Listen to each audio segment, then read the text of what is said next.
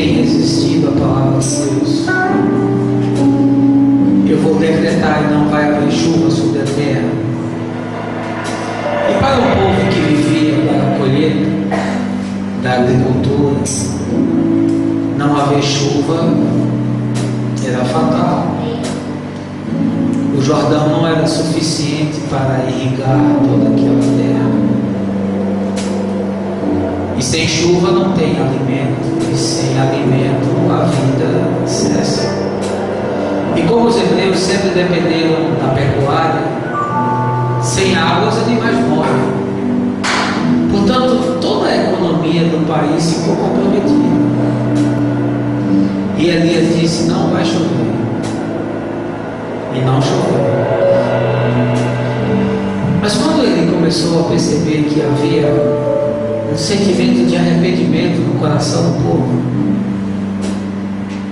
um sentimento de olhar para dentro e ver aquilo que estava desconforme, um desejo de conserto, um desejo de se humilhar na presença de Deus, Elias disse: eu vou orar e vai chover.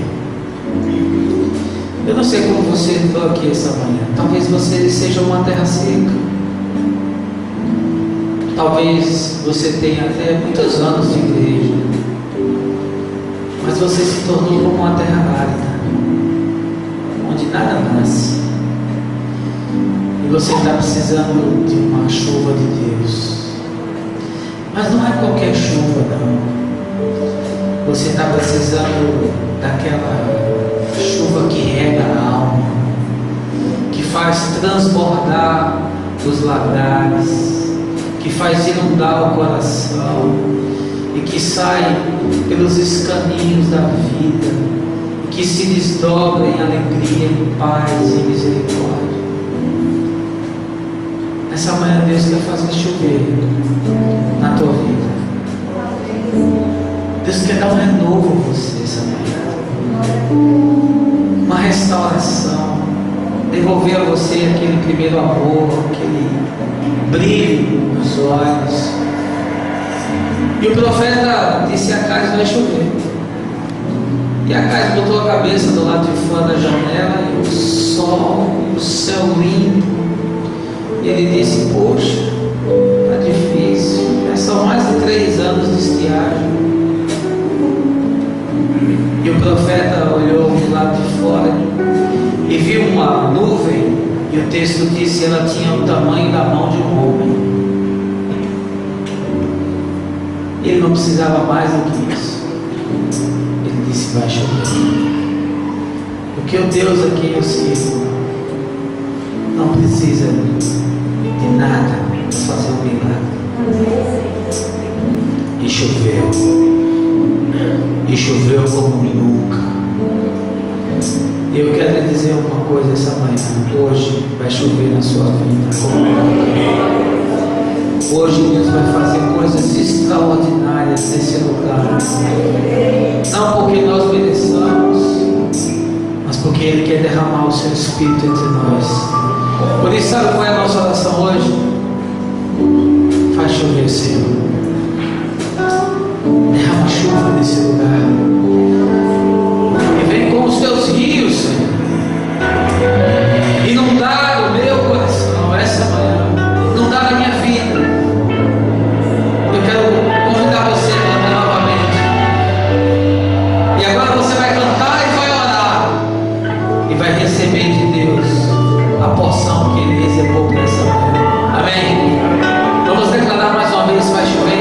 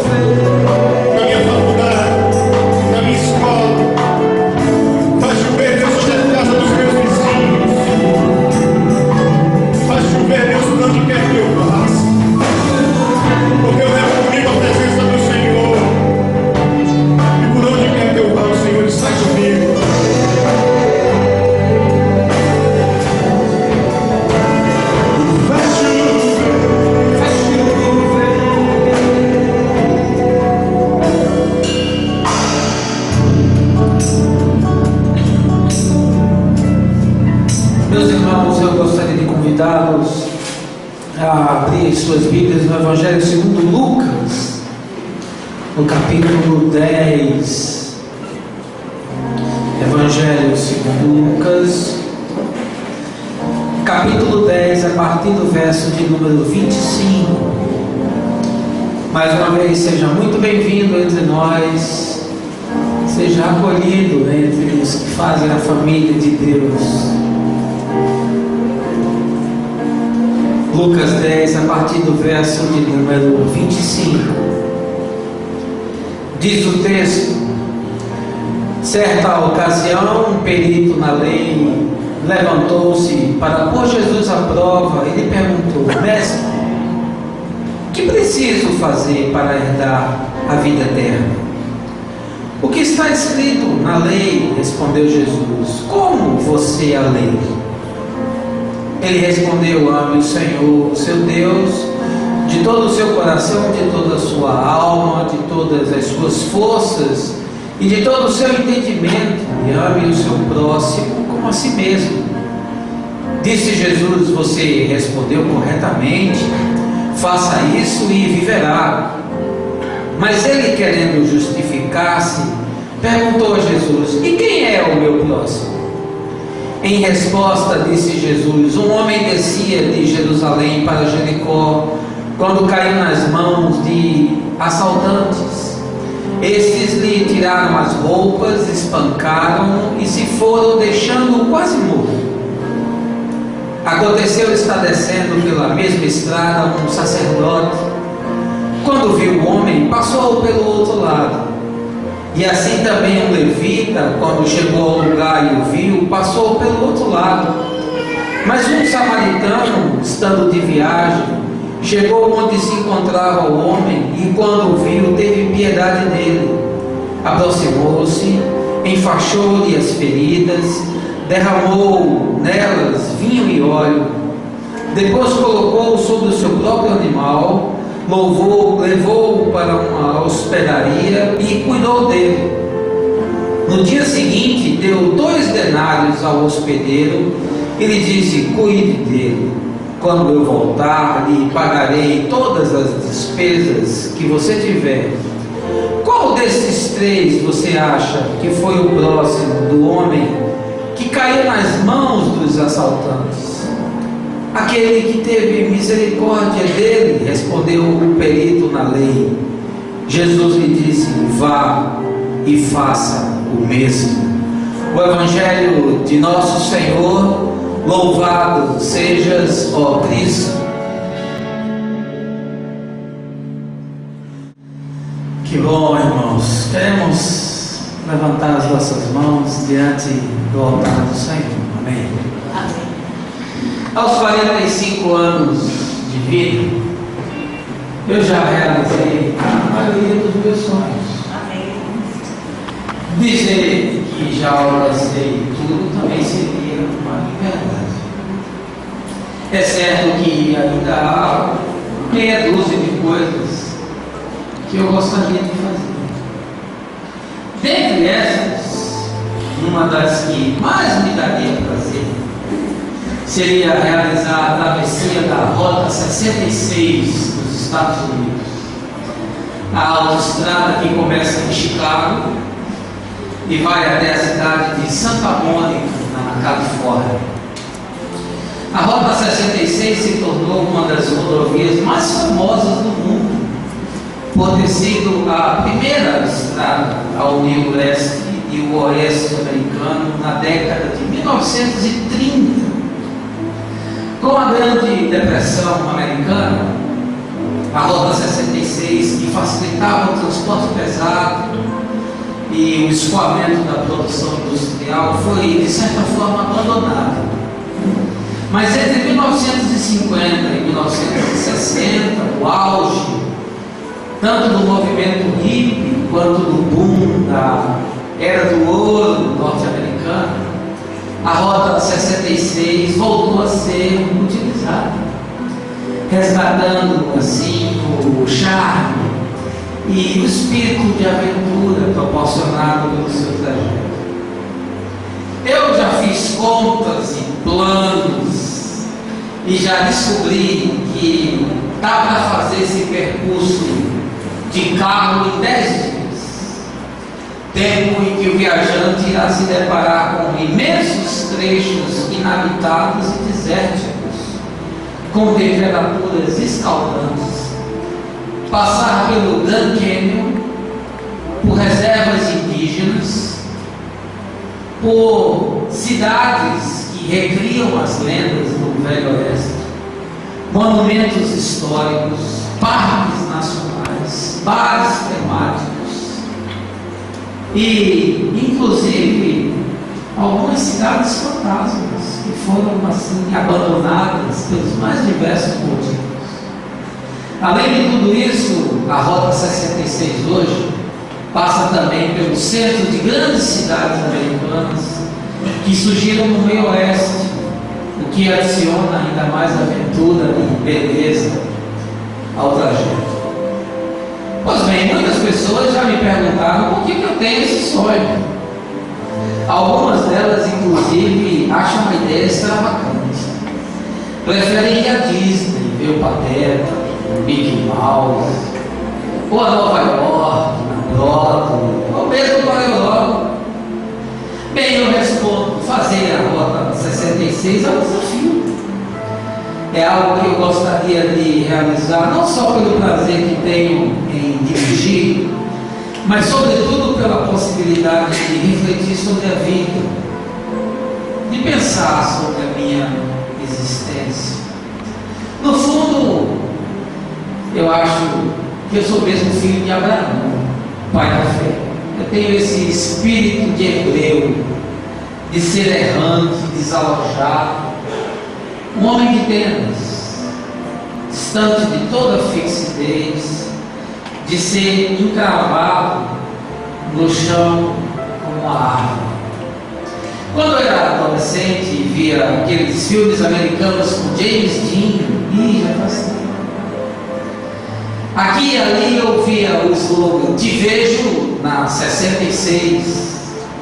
Era algo como: lá é que a vida acontece, na estrada, seguindo sempre em frente, seguindo o seu caminho. Mesmo milhares de pessoas já tendo percorrido o mesmo trajeto, a rota é sempre única para cada uma delas. É algo do tipo assim, my way, ou seja, eu fiz do meu jeito, eu fiz a minha própria estrada, segui meus próprios mapas e fui sempre em frente. No fundo, eu penso que a vida é como a Rota 66, com lugares quentes e frios, com pontos aprazíveis e perigosos, com paragens movimentadas e com desertos, com grandes retas e curvas fechadas. Sim, a vida é como uma autoestrada e todos nós trafegamos por ela, uns de uma forma, outros de outra, uns vão mais rápido, outros de forma mais lenta. Alguns pegam desvios, outros têm que fazer paradas não programadas, mas todos, absolutamente todos, estão seguindo na mesma direção, dentro da mesma via, e a única coisa que muda, que é diferente, é o jeito como cada um faz o seu próprio caminho. Como bem afirmou Sartre, apesar de ser um outro contexto, cada homem deve inventar o seu caminho. Meus amigos e irmãos, a Bíblia Sagrada, no Evangelho segundo Lucas, nos expõe a uma parábola contada por Jesus, onde existem vários personagens, cada um com seus próprios planos, sua própria vida e seus próprios dilemas, mas uma única coisa em comum: todos andavam pelo mesmo caminho, apesar do caminho de cada um ser totalmente diferente. Essa manhã, usufruindo-me desse extraordinário e muito bem conhecido texto, eu gostaria de pregar a mensagem que intitulei "Não há um novo caminho". há um novo jeito de caminhar.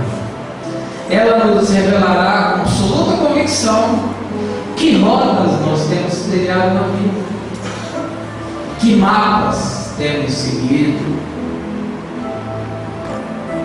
e em se mantendo essa trajetória inalterada, qual será o nosso destino final? Quando concluirmos, você poderá ver de forma clara tudo isso.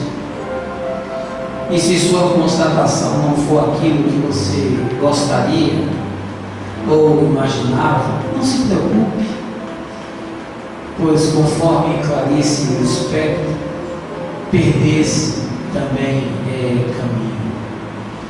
Mas eu não gostaria de prosseguir sem convidá-lo. Abaixa a sua cabeça e fecha os seus olhos. Pai, essa manhã estamos todos aqui, cada um na sua própria cidade, cada um fazendo a sua própria história, construindo no chão da terra um caminho, seja por Deus, seja sem Ele. Aonde isso nos levará? A qual paragens seremos levados? Que rotas percorreremos? Teremos dificuldades? Enfrentaremos problemas? Ou será uma viagem tranquila? Não sabemos o que nos reserva o futuro, mas essa manhã, expostos à Tua Palavra, te pedimos que o Teu Espírito nos ajude a compreender as profundezas de Deus e nos esclareça aquilo que precisamos para caminhar no caminho. Dá-nos a Tua paz, com o perdão dos nossos pecados, por Cristo nosso Senhor. Amém. Esse texto que nós lemos há pouco, do evangelista Lucas, ele nos fala de um certo doutor da lei, tentando testar o conhecimento e a autoridade de Jesus.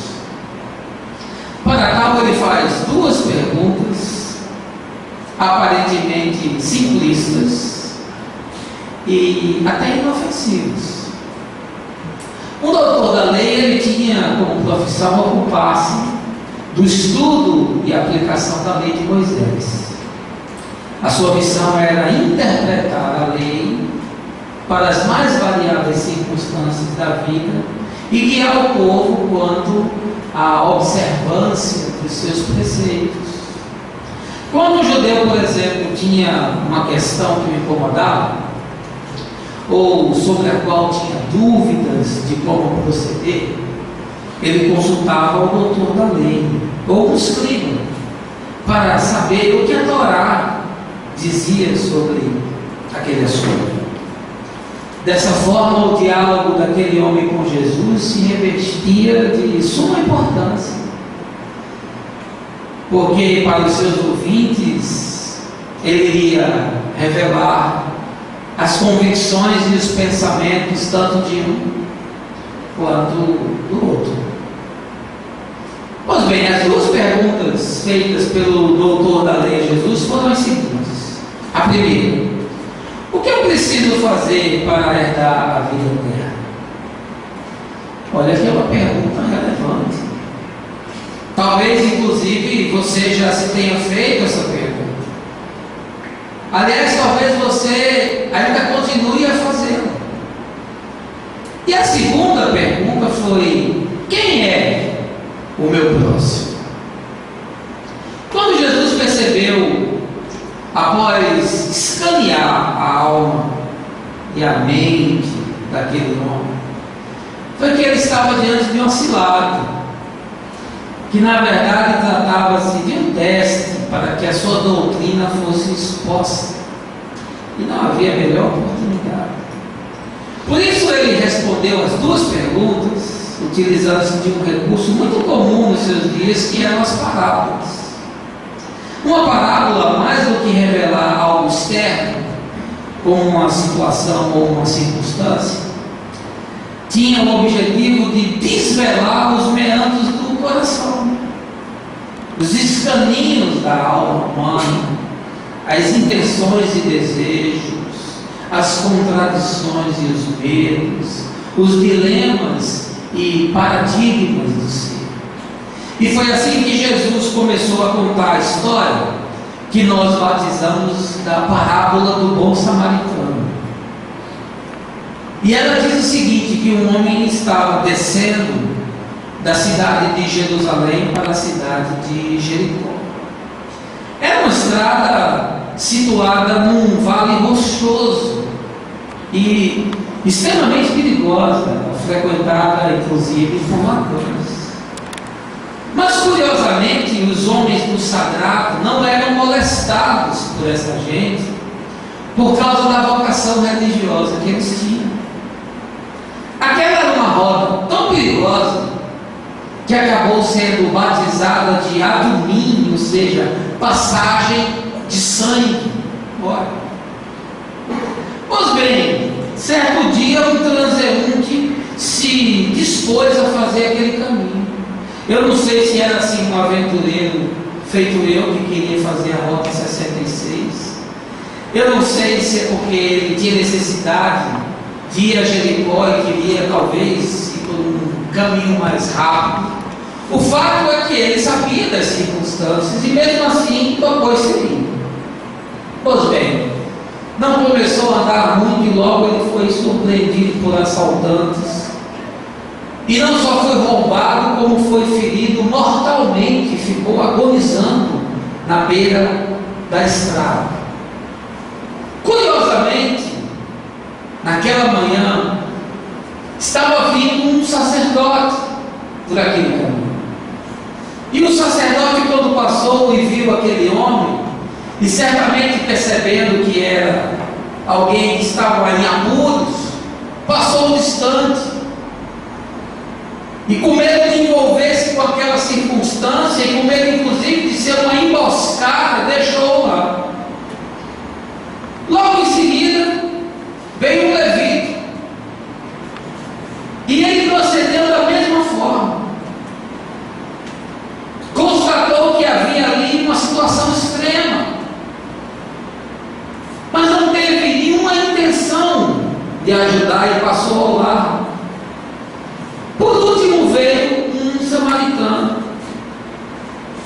E curiosamente foi justamente esse que parou e que se envolveu com uma questão e que se apiedou do homem e que condoeu-se com o seu sofrimento e a sua situação. Mas quem é o samaritano? Por que Jesus inclui esse personagem nessa cena?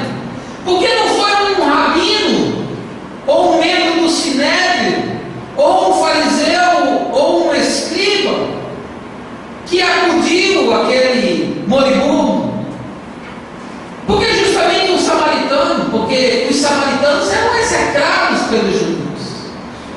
Era uma gente miscigenada, era um povo que havia perdido a sua pureza na perspectiva dos judeus, porque havia se casado e tido filhos com pagãos daquela região. E por conta disso, os samaritanos tinham suas próprias cidades, habitavam nas suas próprias aldeias, tinham seu próprio lugar de adoração e culto. Eles haviam construído inclusive a sua própria religião. E é justamente esse que Jesus coloca na parábola para parar e se identificar com aquele que sofre. Jesus parece que tem essa mania de ser sarcástico por vezes, porque ele pega o pobre desgraçado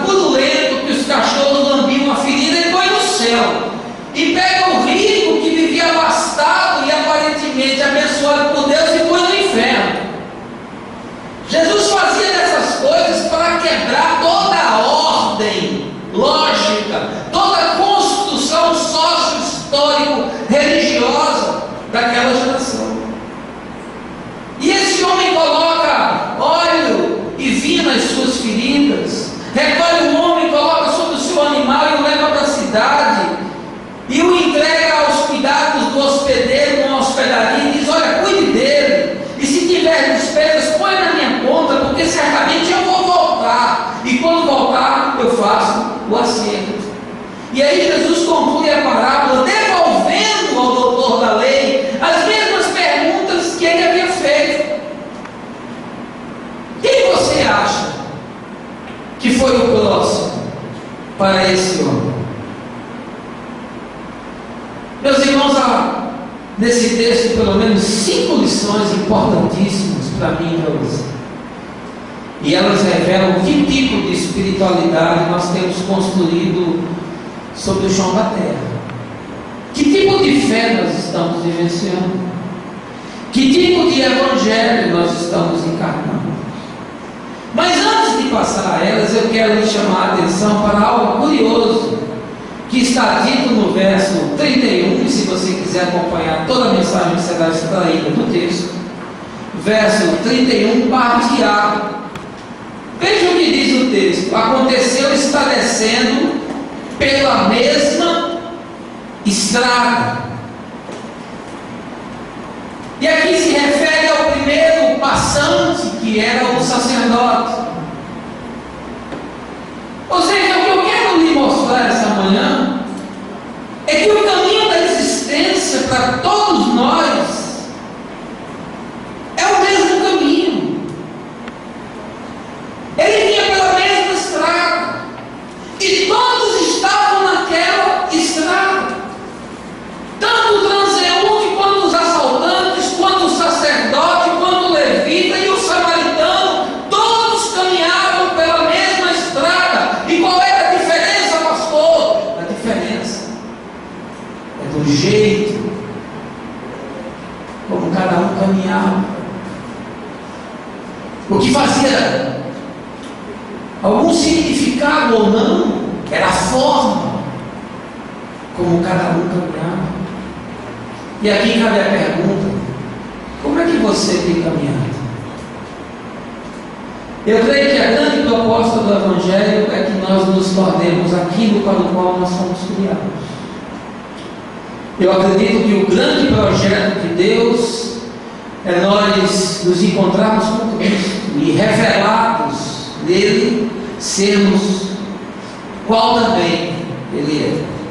Por isso eu concordo com Hermann Hesse, poeta alemão, quando ele afirma que o caminho de todo homem é um caminho em direção a si mesmo.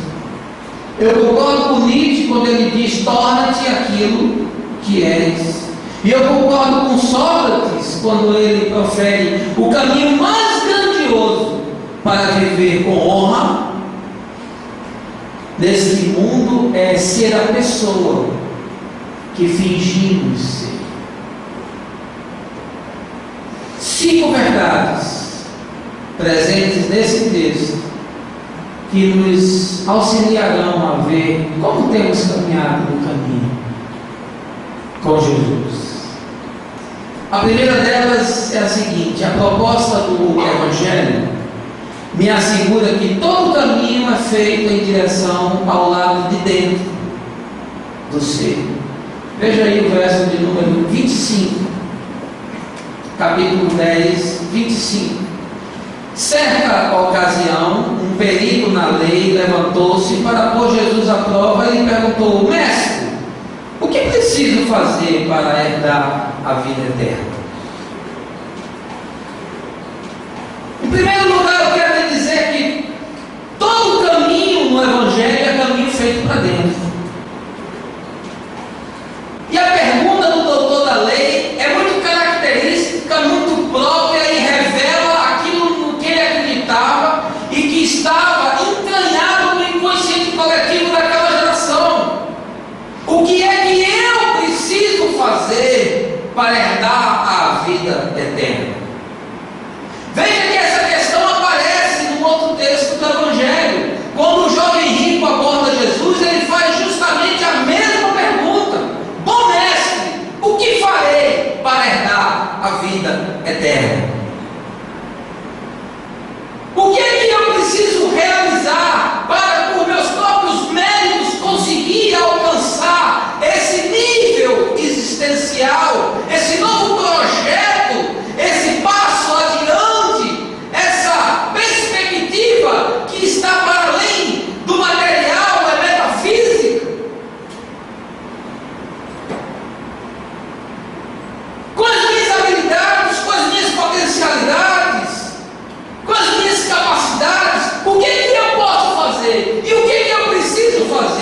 vai herdar a vida eterna.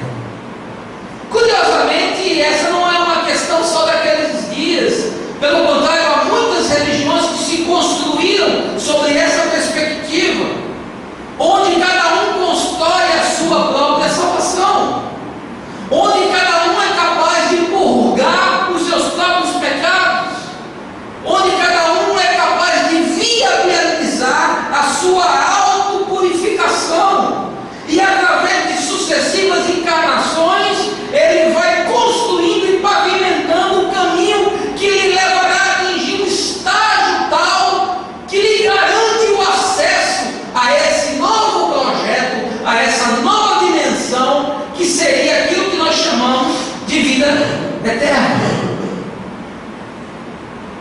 Mas a questão é que isso vai totalmente contra a perspectiva do Evangelho, porque no Evangelho o caminho não é para fora, o caminho é para dentro.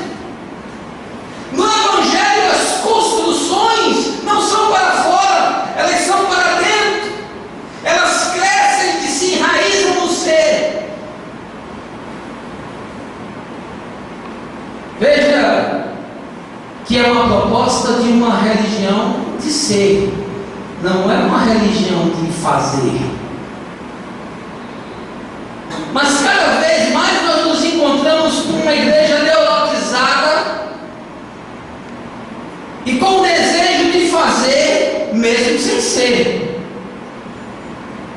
Porque nós somos uma geração influenciada pelo capitalismo, que imprime em nós esse desejo de produzir, que imprime em nós esse desejo de gerar resultados, que nos atormenta com a questão de batermos metas, de alcançarmos aquilo que nos foi proposto.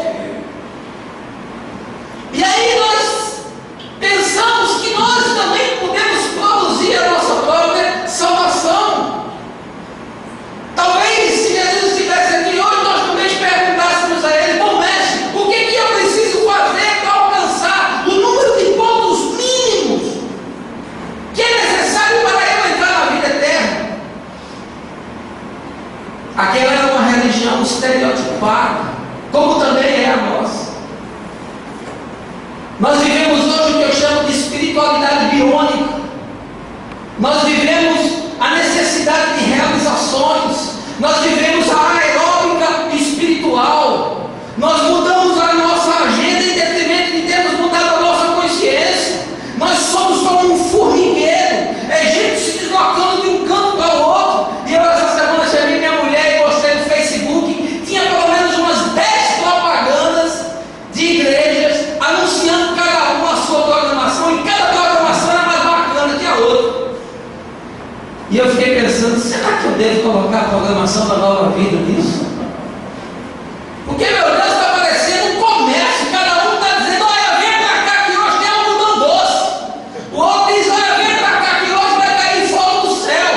O outro diz: olha, vem para cá hoje que o aleijado vai andar. O outro diz: olha, vem para cá hoje que o fulano de tal está vindo de fora e vai pregar.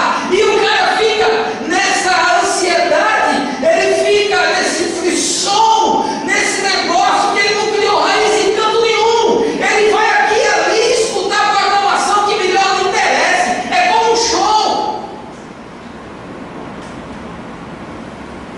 Mas o problema é que o Evangelho é mudança de dentro para fora, não é de fora para dentro. Quando Ezequiel tem a sua visão de águas que saem do santuário, as águas saem de dentro para fora. As águas saem do templo e vão passando por um local de sequidão, e por onde as águas passam, tudo que está morto tem a vida. E essa é uma visão que se projeta na perspectiva do Evangelho, que Jesus disse: aquele que crê em mim, do seu interior fluirão rios de água viva.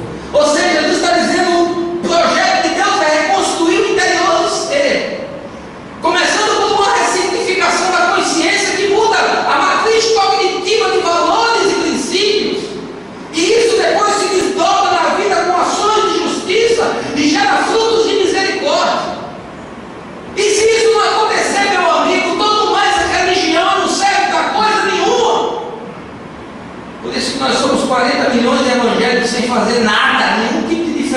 geração está apodrecendo, ficando cada vez pior e mais corrupta. Uma espiritualidade para dentro é a proposta, que produza frutos, e não uma fé de figueira, que só tem a aparência com folhas, de gente que amarga existir para o lado de fora. E aí eu trouxe aqui um provérbio chinês que diz assim: nunca é tão fácil perder-se quando se julga conhecer o caminho. Esse era o problema daquele doutor da lei. Ele já sabia de tudo. Ele se achava conhecedor de todas as verdades. E ele olhou para Jesus e disse: eu vou testar esse rabinho com essa nova doutrina. Bom, mestre, o que é que eu preciso fazer para ganhar a vida eterna? O que é que eu posso executar? O que é que depende de mim? Das minhas boas obras, da minha justiça pessoal, dos meus achismos, das minhas esmolas, da minha piedade? Saiba você, tenha você 1 mês ou 10 anos de igreja, nunca é tão fácil perder-se como quando se julga conhecer o caminho. Você conhece mesmo o caminho? Ou você conhece a religião? Em segundo lugar, eu quero dizer que a proposta do Evangelho nos mostra que a letra precisa ser discernida para que a lei seja materializada através da vida. Veja aí, versos 26 a 28. Diz o texto: o que está escrito na lei? Perguntou Jesus. Como você a lê? E ele respondeu: ame o Senhor, o seu Deus, de todo o seu coração, de toda a sua alma, e de todas as suas forças, de todo o seu entendimento, e ame ao seu próximo como a si mesmo. Disse Jesus: vá, você respondeu certo, faça isso e viverá. A proposta do Evangelho nos mostra que a letra precisa ser discernida para que a lei seja materializada através da vida. O que quer dizer isso, pastor? Veja que coisa curiosa. Jesus chega para o doutor da lei e diz assim: o que diz a lei a respeito disso que você está me perguntando? Como você a lê? Esse é um pequeno detalhe que passa despercebido no texto, mas que tem uma importância fundamental. Porque hoje em dia, toda a espiritualidade que se constrói depende disso. Como você a lê? Como você lê as Escrituras? Como você interpreta? Como você entende? Como você aplica? E essa foi a pergunta de Jesus. Olha, você é doutor, você deve conhecer tudo isso, mas como você interpreta? Será que a maneira de você interpretar está correta? Será que o simples fato de você conhecer e interpretar, mas não encarnar isso como vida, isso tem algum proveito ou algum significado? No fundo, o que Jesus estava querendo dizer para ele era: existe a letra, existe a palavra. São duas coisas diferentes. Se nós entendermos a letra, mas não entendemos a palavra, nós vamos viver uma religião de morte. Porque a letra só ganha significado através da palavra. É a palavra que dá sentido à letra. Por isso Paulo diz que a letra está morta, que a letra gera caducidade, que a letra cauteriza a consciência, que a letra embaça as nossas percepções, que a letra mata os nossos sentimentos. Qual é a sua percepção? Jesus perguntou. Porque Jesus é a chave hermenêutica das Escrituras. Você quer entender as Escrituras? Você tem que entender Jesus. Se você não entender Jesus, você não vai entender as Escrituras. Porque agora tudo que tem significado para mim, para você, é aquilo que a palavra encarnou. Porque o que a palavra não encarnou se tornou letra. E aquilo que é letra não tem aplicação prática para mim e para você. E eu olho para as igrejas, eu olho para o povo evangélico, eu olho para os pregadores, eu olho para os púlpitos, eles estão pregando letra. Eles não estão pregando palavra. Eles estão ainda pregando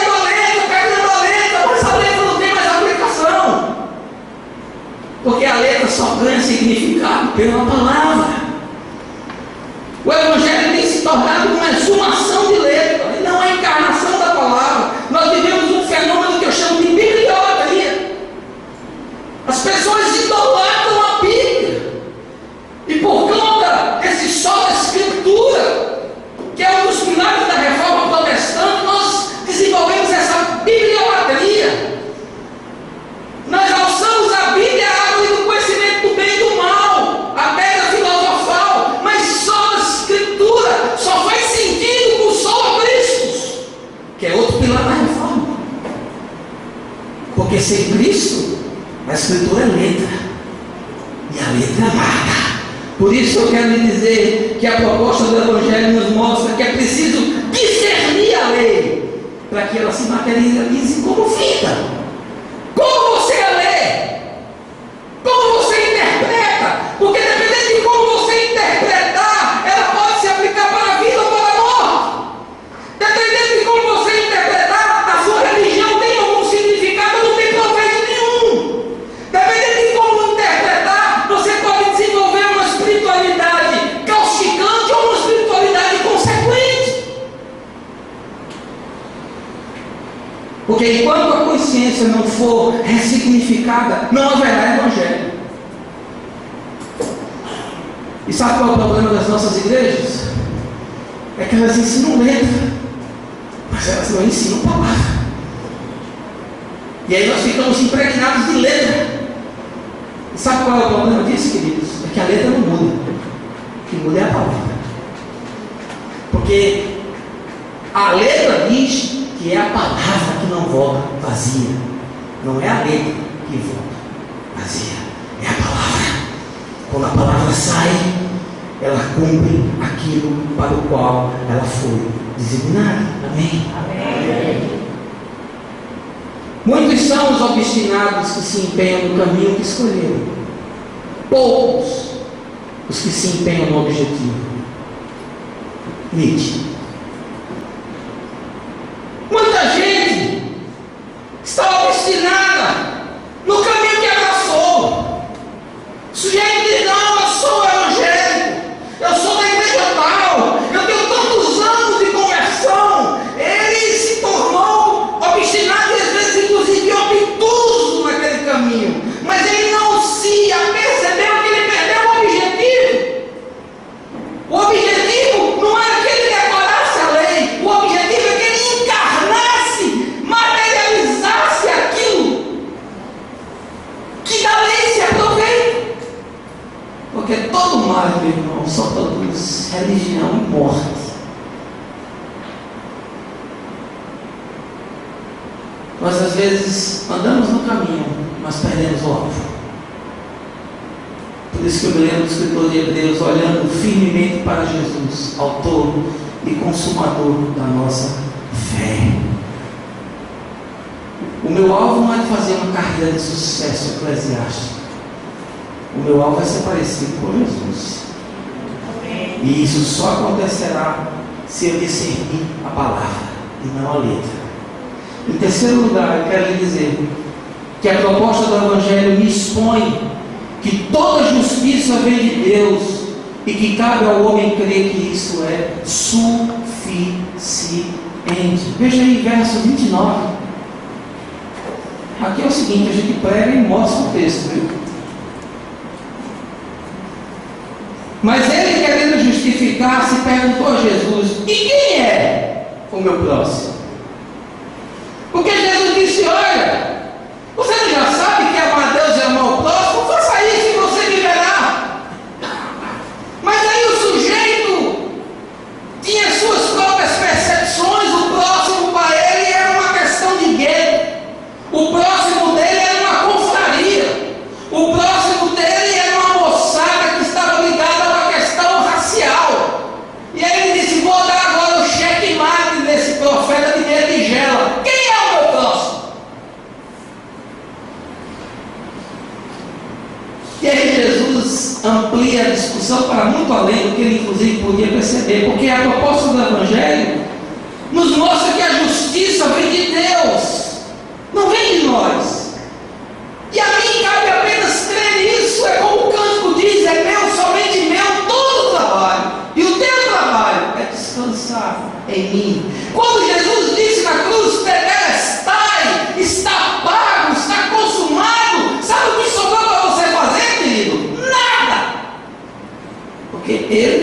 já fez tudo.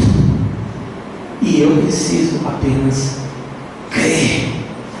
Sabe o que é você querer justificar-se? É você atribuir a si mesmo o poder de ser salvo.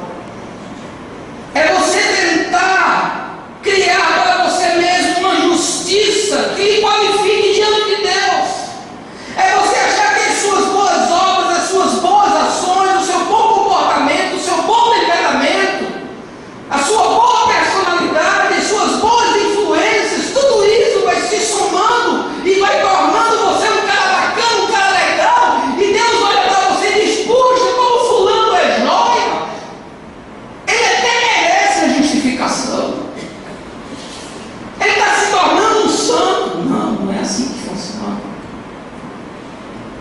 Você não precisa fazer coisas para se tornar santo. O processo é o inverso. Deus lhe torna santo para você poder fazer as coisas. Não é você que faz, é Ele que faz. Porque eu e você seríamos incapazes de fazer. Porque em mim, diz Paulo em Romanos 3, não habita bem algum, porque todos se extraviaram, porque todos pecaram. Não há um justo, nenhum sequer, ele diz.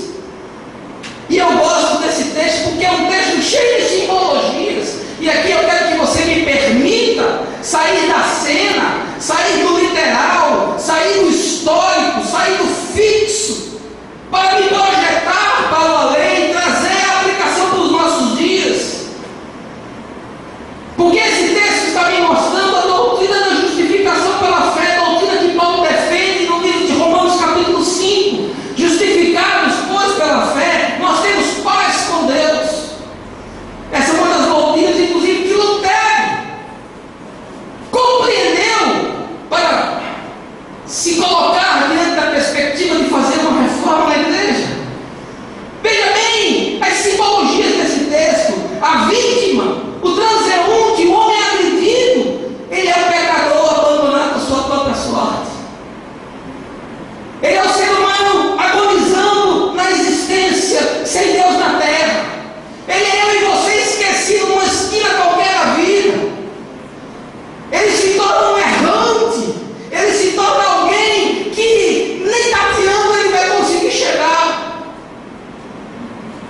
O sacerdote e o levita, por outro lado, representam a lei e o sacrifício. Ambos são ineficazes para produzir redenção ao ser humano. Por isso que eles não pararam. Por isso que eles não se apiedaram. Por isso que eles não se envolveram. Porque a lei, os sacrifícios, eles não são suficientes, eles são imperfeitos. Hebreus nos ensina que eles eram apenas uma sombra, eles apontavam para algo que viria depois. Por isso que diz que Jesus é o sumo sacerdote que entrou uma vez para sempre no Santo dos Santos e fez a expiação pelo nosso pecado. Mas o sacerdote hebreu tinha que entrar todo ano e fazer aquilo. Jesus entrou uma única vez, fez a expiação derramando seu sangue na cruz pelos nossos pecados e disse: está pago, e fim de papo. O véu está rasgado, a sala está aberta, você pode entrar, sentar no sofá e chamar Deus de Pai. Amém? Aleluia. O levita e o sacerdote representam essa impossibilidade e essa ineficácia da lei de produzir redenção. E o samaritano, quem é? Ele é uma figura arquetípica. O samaritano, ele prefigura Jesus, porque é esse ser que está para além de qualquer cidadania. O samaritano está para além de qualquer questão racial, de qualquer questão geográfica, de qualquer ligação com esse DNA do sagrado. Ele é um sacerdote conforme a ordem de Melquisedeque.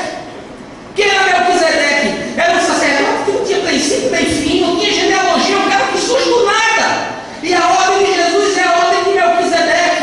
Ou seja, Jesus é sacerdote para todos. Não só para os judeus, não só para o gueto, não só para os cristãos. Você pensa que só os cristãos vão ser salvos? Você pensa que só os evangélicos vão ser salvos? Meu amigo, eu vou lhe dar uma notícia. Eu acho que no céu o que menos vai ter é evangélico. Você chega no céu e diz: Deus, quantos são evangélicos aí? Você vai se surpreender. Cuidado. Porque esse samaritano é esse sacerdote para além de qualquer questão. Era aquele que surpreendia, era aquele que vinha e não era aceito, era aquele de quem não se esperava nada. Era Jesus, o Filho do Homem, a quem todos desprezavam. Pode vir alguma coisa boa de Nazaré, pode sair alguma coisa boa de Belém. Esse não é o filho do carpinteiro, mas é o samaritano quem salva o homem e quem paga a sua dívida. E sabe para onde isso aponta? Para a doutrina da justificação. Porque a doutrina da justificação eu não podia pagar, ele pagou por mim, por isso agora eu sou justo. Eu sou justo porque eu sou bom? Não, eu sou justo porque ele pagou a conta. E se ele disse que eu sou justo, eu sou justo e ponto final. A proposta do Evangelho me expõe que toda justiça vem de Deus e eu só preciso crer que isso é suficiente para Deus. E se é suficiente para Deus, por que não é suficiente para nós? Por que a gente fica querendo fazer coisa para impressionar a Deus? Não só ele salva o homem, como ele paga a sua dívida. E ainda mais promete voltar. E aqui até poderia fazer uma alegoria, falando do arrebatamento da igreja. Ele disse: olha, cuida dele aí, o que ele deveu, Paulo, e diz a ele que eu vou voltar. Ele vai voltar. E por isso nós dizemos: Maranata, vem, Senhor Jesus. Sabe o que é a hospedaria? A hospedaria é a igreja. É o local de se cuidar dos enfermos da vida, dos sofridos, dos feridos, dos que estão pelo caminho. Essa é a hospedaria. Sabe o que é isso aqui? É uma hospedaria. Bem-vindo à hospedaria Nova Vida. Aqui nós aceitamos qualquer um que queira sentar e ouvir o Evangelho. Pode vir do jeito que for, pode ser o que for. A gente aceita, porque Jesus não colocou ninguém do lado de fora. Amém. Tudo já estava proposto em Cristo. Por isso, quem não perder a sua vida não pode receber. Por isso, quem não abandonar o seu desejo de promover a sua salvação, ou seja, negar-se a si mesmo, não poderá ver o reino de Deus. É por isso, é porque a justiça é feita por Deus, não é feita por mim. E aí eu gosto muito da frase de Oscar Wilde: o caminho dos paradoxos é o caminho da verdade. Isso é paradoxo, meu irmão. E eu creio porque é impossível. E só porque é impossível eu acredito. Glória a Deus. Aleluia. Em quarto lugar, eu quero lhe dizer que a proposta do Evangelho me ensina que o caminho é o mesmo para todos, mas o que muda é o jeito de caminhar. Veja aí versos 31 a 33. Aconteceu, está descendo pela mesma estrada um sacerdote, quando viu o homem, passou pelo outro lado. E assim também o levita, quando chegou ao lugar e o viu, passou pelo outro lado. Mas o samaritano, estando de viagem, chegou onde se encontrava o homem, e quando viu, teve piedade dele. Todo mundo vinha pelo mesmo caminho, mas havia uma forma diferente de caminhar. Todos estavam andando pela mesma estrada, mas nem todos caminhavam da mesma forma. Por isso eu quero lhe dizer uma coisa: conhecer o caminho não basta. Se eu perguntar aqui nesse auditório, qual é o caminho? Todo mundo vai dizer Jesus. Mas eu vou dizer, isso não basta. Você conhecer o caminho não basta. Você precisa caminhar nele. Como é que você está caminhando? Como anda a sua espiritualidade? Que evangelho é o que você encarna? Que verdades são as que você pratica? Ou a sua religião é uma religião de teoria? É uma fé verborrágica de garganta, de conhecimento entulhado que nunca se materializa nem se desdobra, nem para Deus nem para o outro. Um novo jeito de caminhar tem a ver com o fato de você ser portador da mais importante mensagem da terra, o Evangelho. Sabe o que diz o texto? Diz que no verso 33, ele chegou onde se encontrava o homem. Botaram uma foto de um cara todo tatuado no Facebook, com uma argola no nariz e a cara toda tatuada. E o cara botou uma pergunta: quem aceitaria esse cara na sua igreja? E eu fui lá e disse: na nossa a gente aceita. Manda ele para lá. Nós somos uma igreja para quem não gosta de igreja, e uma igreja para quem a igreja não gosta. Ele pode ser tatuado, ele pode ser trocado, ele pode ser doido, ele pode ser viciado, pode ser estelionatário, ele pode ser sonegador de imposto de renda, ele pode ser adúltero, pode ser mentiroso, ele pode ser homossexual, ele pode ser o que for. Se ele entrar por aquela porta, ele vai ouvir o Evangelho. Amém. E se ele vai mudar ou não, não é problema meu. Porque quem separa o joio do trigo é o meu Senhor. O meu problema é pregar a mensagem e acolhê-lo, e amá-lo e respeitá-lo. Glória a Deus. Se ele vai se converter ou não, não é meu problema. Esse é o problema dele, que vai ser exposto às verdades de Deus. Glória a Deus. E que ele faça com ela aquilo que ele bem entender. Mas aqui nós recebemos qualquer um que entrar. Amém. Glória a Deus. Ele chegou onde o homem se encontrava. Você tem chegado onde os homens estão? Você tem sido portador dessa mensagem? Porque o que muda não é você conhecer o caminho, o que muda é como você caminha. Você chega nas pessoas. Você já chegou nos da sua casa? Você já chegou na sua mãe, no seu pai, no seu irmão? O que você está fazendo para eles se converterem? Você ora por eles? Você ama eles? Você serve eles? Você acha que você chegar com o dedo em riste e condenar o que eles fazem vai levar eles a se converterem e amarem Jesus? Vai não. Agora, se você acolhê-los e amá-los e entendê-los e sentar com ele e sair com ele e abraçar e beijar e dizer eu te amo, mesmo do jeito que você é, você vai estar fazendo a mesma coisa que o pai fez com o filho pródigo, que voltou ferido, que voltou quebrado da vida, que voltou todo alatanhado da existência, que voltou falido, e o pai disse: vem, põe um anel no dedo, sandália nos pés, põe uma roupa limpa, porque esse meu filho estava morto e reviveu, estava perdido e foi achado. Amém. Você tem piedade dos homens da terra? Você tem compaixão pelos perdidos? Que evangelho é esse que você diz que você prega? Que Jesus é esse que você disse que acredita? Gandhi disse: não existe um caminho para a felicidade. A felicidade é o caminho. Eu quero parafrasear: não existe um caminho para o Evangelho. O Evangelho é o caminho. Ou você vive ele, ou não há o que viver. E em último lugar, eu quero dizer que a proposta do Evangelho é que em mim encarnem as mesmas verdades que encarnaram em Jesus. Veja aí versos 34 e 35. Aproximou-se, enfaixou-lhe as feridas, derramando nelas vinho e óleo. Depois colocou-o sobre o seu próprio animal, levou-o para uma hospedaria e cuidou dele. No dia seguinte, deu 2 denários ao hospedeiro e lhe disse: cuide dele, quando eu voltar, lhe pagarei todas as despesas que você tiver. Sabe o que o Evangelho propõe? Que você encarne tudo aquilo que Jesus encarnou. Existiam 12.000 sacerdotes vivendo em Jericó, que estavam trabalhando no templo de Jerusalém. Naquela manhã, aquele sacerdote tinha cumprido o seu turno.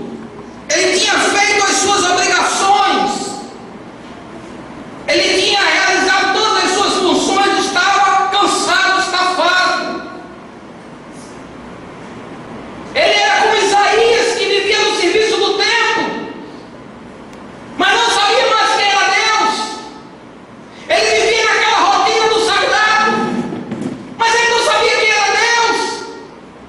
E quando ele no capítulo 6 tem uma visão de Deus, sabe o que ele diz? Eu vou morrer porque eu vi Deus. Aí Deus ainda faz uma graça com ele, diz: eu vou enviar quem?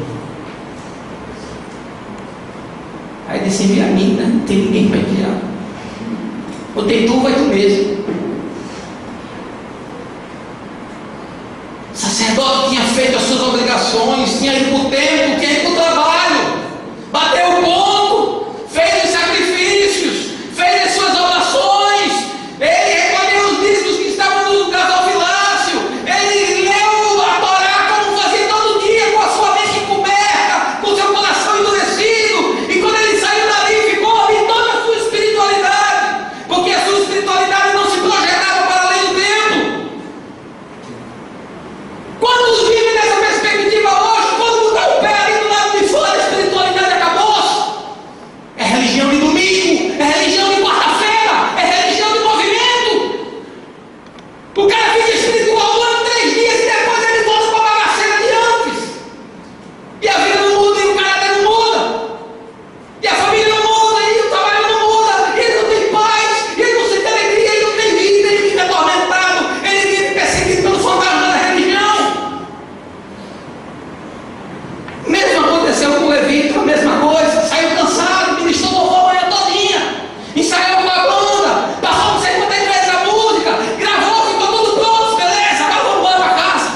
E ali ficou a espiritualidade dele. E eram homens da religião, eram homens de rotinas, eram homens de script, era uma espiritualidade de epiderme, era uma consciência calcada em princípios que não se projetavam para além do templo, porque Deus tinha ficado em Jerusalém e eles iam para Jericó. Mas eles não se apiedaram do miserável que estava caindo na beira do caminho.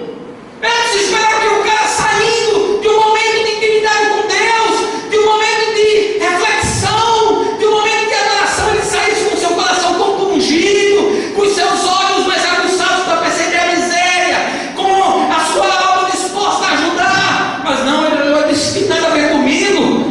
Meu trabalho é no tempo, eu já cumpri minha jornada, eu já cumpri minha obrigação.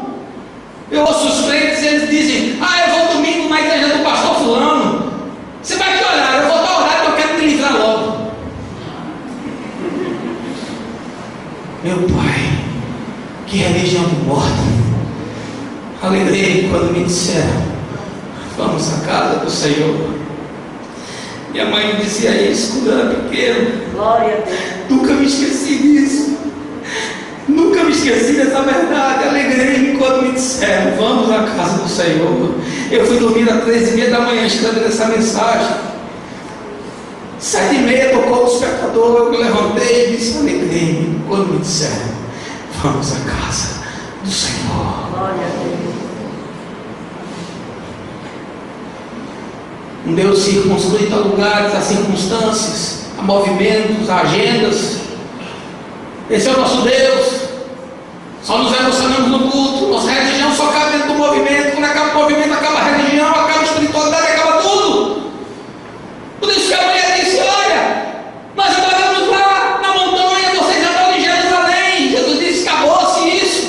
Não tem mais geografia. Por quê? Porque agora Deus habita dentro das pessoas. Agora o sagrado vai dentro das pessoas. As pessoas não vão mais do sagrado. O sagrado veio até elas e desceu e entrou dentro delas. E agora Deus está procurando quem o adore em espírito e em verdade. Aleluia. Glória a Deus. Nós temos que encarnar o que Jesus encarnou. E o que Jesus encarnou? Pega o Sermão do Monte e leia. Ele fala dos misericordiosos, dos pacificadores, dos que amam a justiça, dos misericordiosos, dos quebrantados, dos mansos, dos humildes. Pega Gálatas, vê o que Paulo fala sobre os frutos do Espírito. Isso é o que Jesus encarnou. Nesse texto me fala aqui que aquele homem enfaixou as feridas daquele moribundo. Sabe o que Deus está te chamando para cuidar de ferida? Ferida de gente. Por isso que nós acreditamos nas nossas oficinas. Por isso que o nome é oficina de vidas. Porque é para tratar gente quebrada, ferida, arrebentada. Mas quem quer cuidar de gente quebrada e ferida? Quem quer? Quem quer gastar tempo aconselhando gente? Quem quer abrir a agenda para passar a semana toda ouvindo problema? Quem quer? Quem quer ter que sair de noite para acudir um necessitado, para visitar um enfermo, para estar com a família enlutada? Quem quer fazer isso? É a espiritualidade do domingo, que a gente vem sem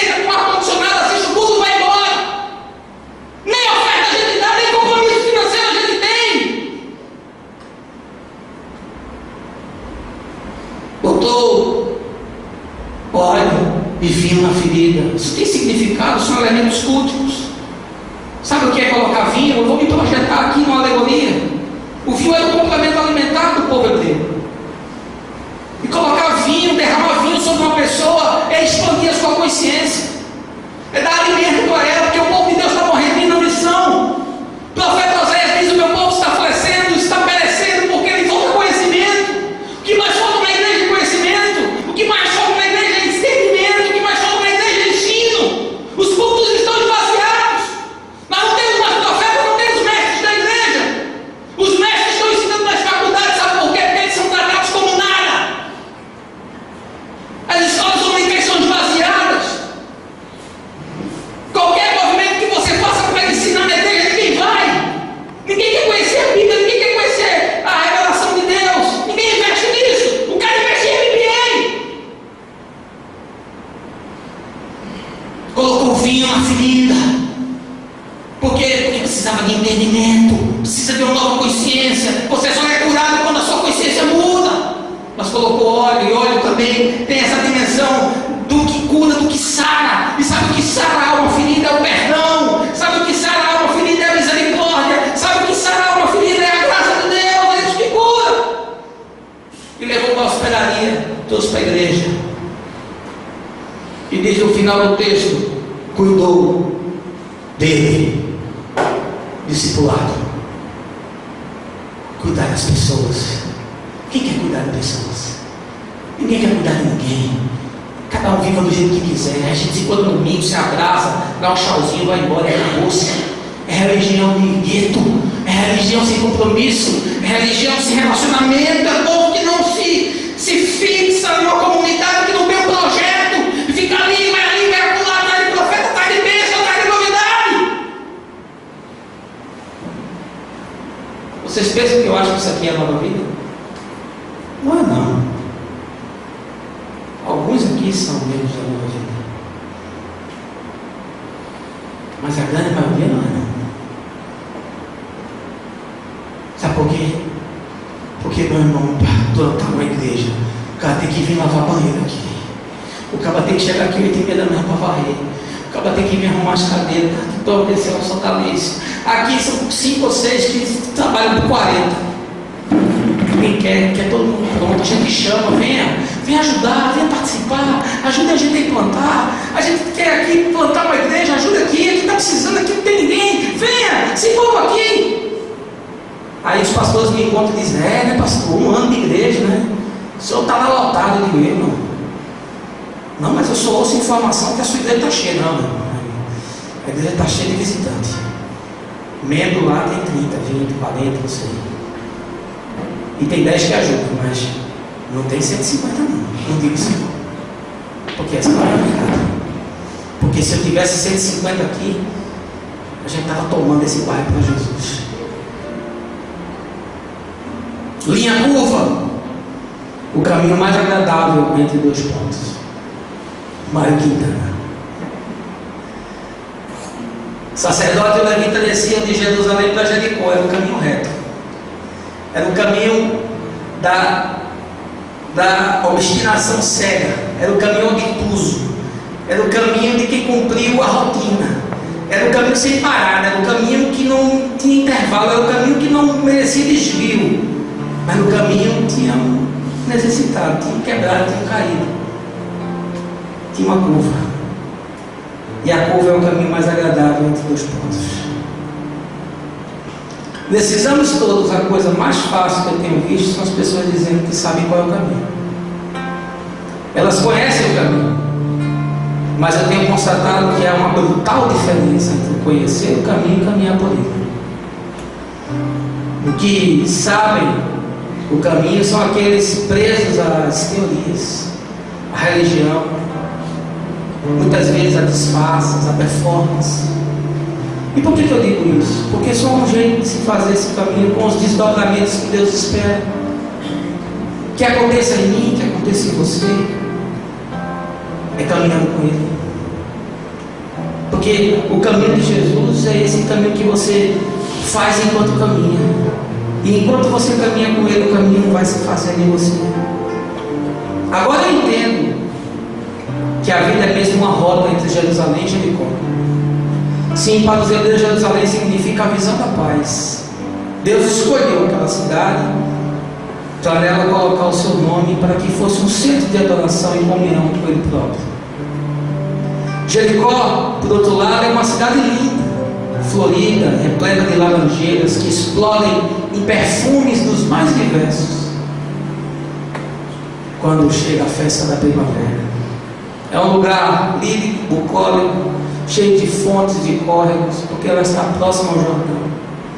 E eu acredito que a grande proposta para a vida é esta: é fazer a rota entre Jerusalém e Jericó, entre o lugar da pacificação interior, do perdão e da salvação, para o lugar da frutescência, onde a vida se desdobra em graça e misericórdia, tanto na direção do outro quanto na direção de Deus.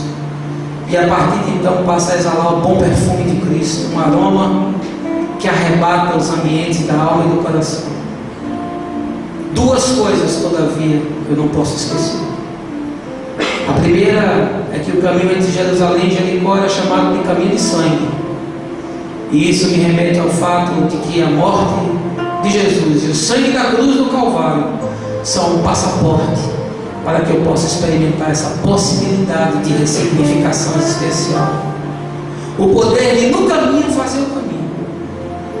E em segundo lugar, não devo esquecer que Jericó foi destruída inúmeras vezes, começando em cerca de 7.000 a.C., no período neolítico, mas foi sempre soerguida. Isso me diz que mesmo que as quedas sejam constantes e as perdas se façam presentes, eu sempre poderei contar com aquele que levanta os caídos da terra, que faz forte aos cansados e multiplica as forças dos que não têm nenhum vigor. Como bem afirmou a Marta Medeiros, saudade a gente tem dos pedaços da gente que ficam pelo caminho. Eu estou certo que toda rota tem suas surpresas, que todo caminho tem seus percalços, que toda estrada reserva perigos, mas aquele que veio habitar dentro de mim me diz: não temas, eu estou contigo, eu te sustento com a minha destra fiel, e te conduzirei por penhascos e desfiladeiros, te manterei em segurança, e te darei a minha salvação. Farei com que descanses com teus antepassados e habites para sempre na presença do Senhor. E que Deus nos abençoe no nome de Jesus. Amém.